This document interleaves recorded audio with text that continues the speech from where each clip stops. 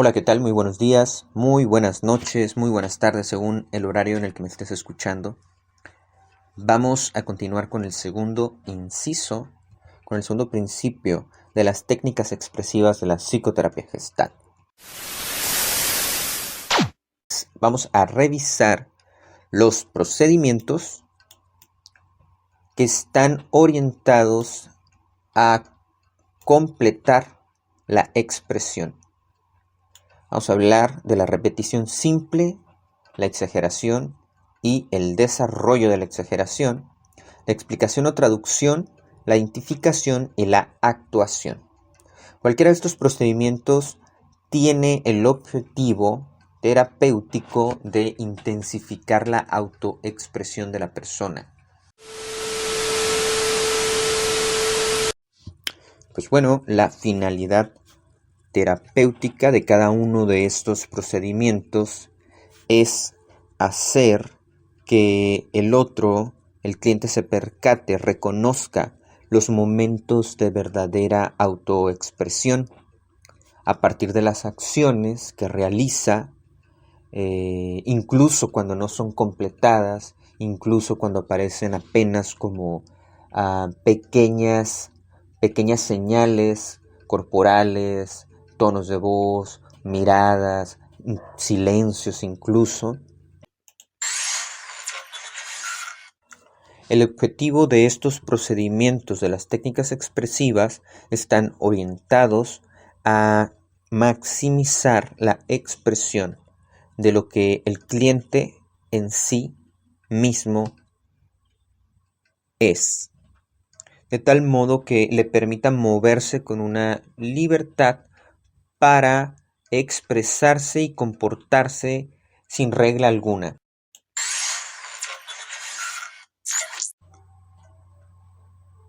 Primer procedimiento: repetición simple. La repetición simple no necesariamente tiene que resultar en una intensificación del significado, sino puede ser tal cual la repetición sencilla, simple de un acto, de una acción que el cliente acaba de realizar. Quizás solo para que se percate de esa acción, que se dé cuenta de lo que pasa con él, con la mirada, con el gesto, con el tono de voz, con las palabras que utiliza, por ejemplo. El siguiente procedimiento es exageración y desarrollo. El terapeuta pide al cliente que repita y exagere un acto, una acción que acaba de realizar el cliente. El desarrollo de ese gesto, que quizás sea como un germen que pueda revelar algo sobre la persona a sí misma.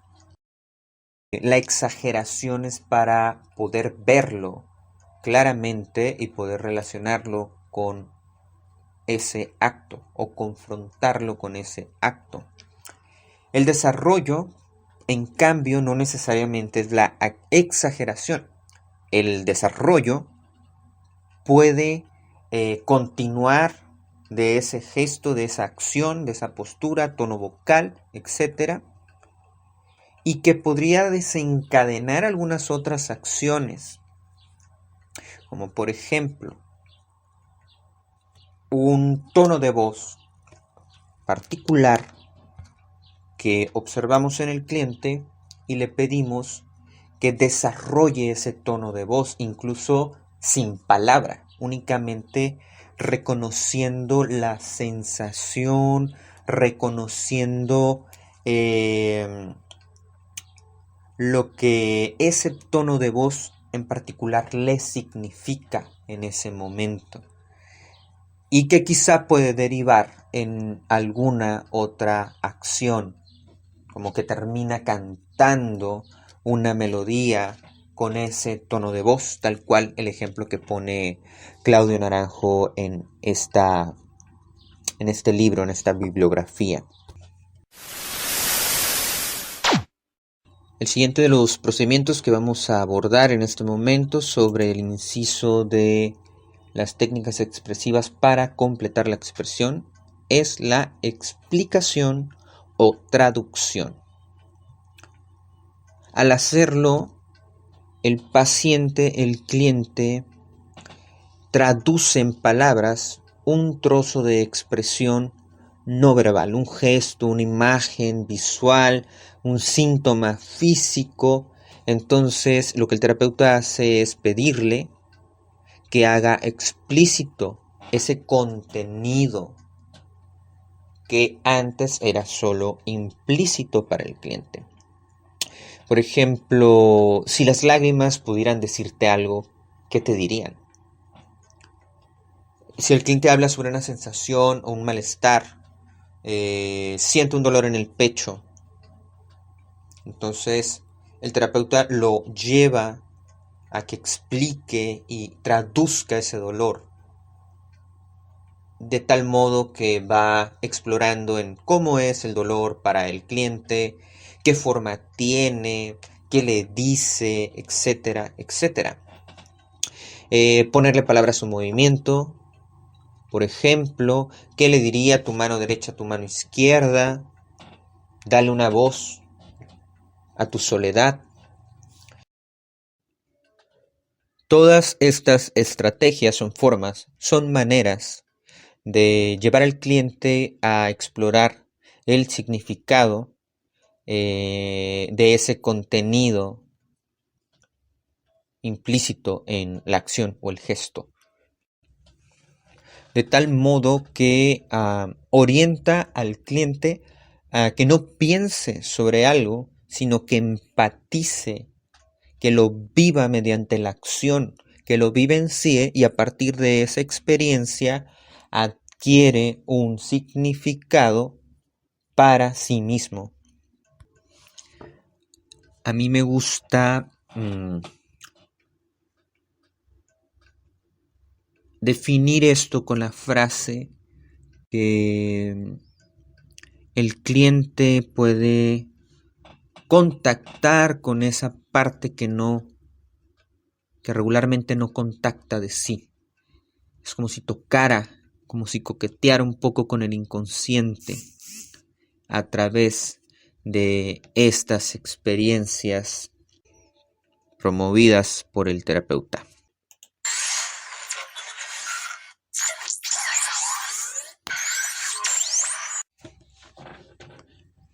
Y por último, identificación y actuación.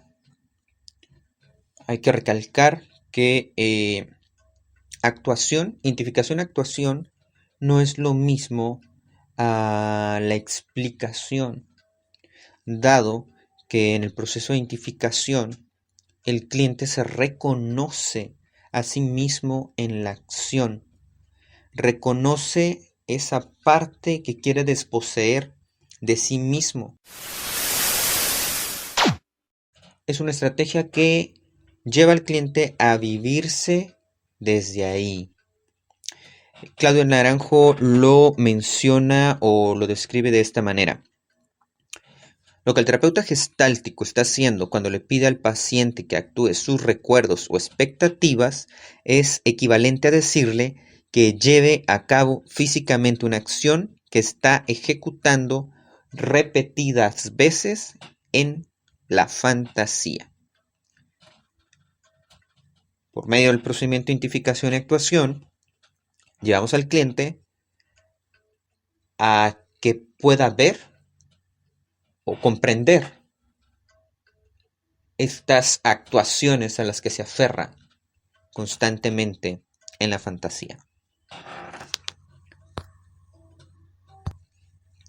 Es una técnica, es una estrategia mucho más potente para el cliente, más intensa para el cliente,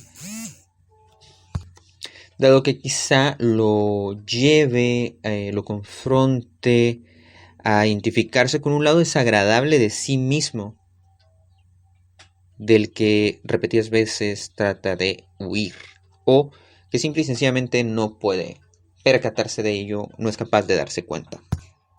Es por ello que es prácticamente consecuente del proceso el hecho de haber trabajado antes asuntos específicos con el cliente, es decir, llevar ya un poco de desarrollo o un desarrollo del tema al grado que permita primero al cliente, perdón, al terapeuta, que permita al terapeuta poder facilitar y guiar al cliente en ese experimento, y por otro lado que el cliente ya tenga un desarrollo sobre el tema de tal modo que pueda confrontarlo a través de esta técnica o pueda revisarlo a través de esta técnica.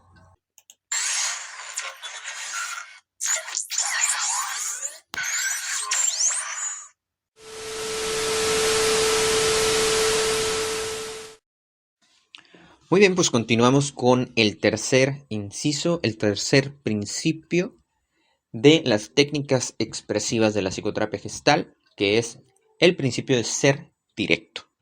Es decir, vamos a observar y hacer notar en nuestro cliente, reflejarle o llevarlo a que observe las maneras en que evita ser directo. La minimización, dar rodeos, ser vago. Estas expresiones generan ruido en la comunicación, es decir, que lo llevan a decir, lo llevan a hacer cosas que incluso pueden estar en contra de sus propios impulsos y necesidades. Por ejemplo, el decir que no importa algo cuando sí le importa.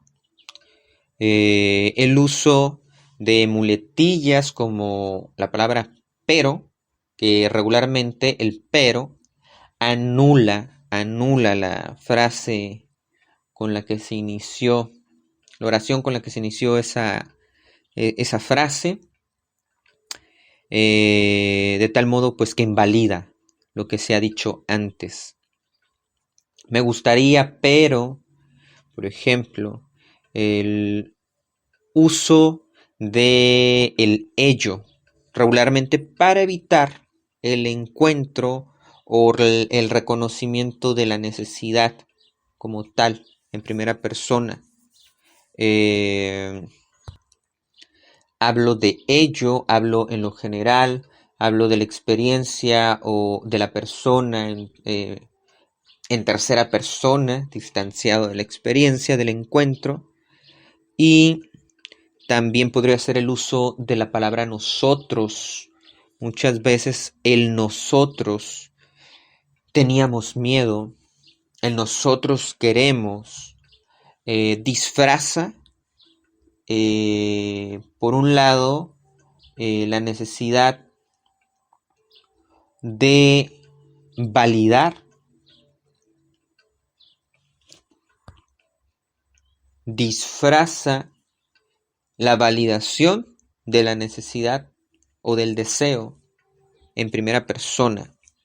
Yo quiero, yo tuve miedo, etcétera, etcétera.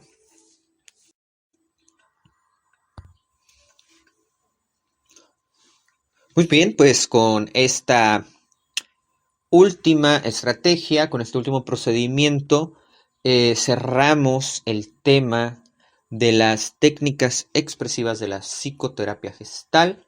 Me encantaría escuchar, leer sus comentarios, y me despido en esta ocasión de este espacio. Muchísimas gracias por su atención.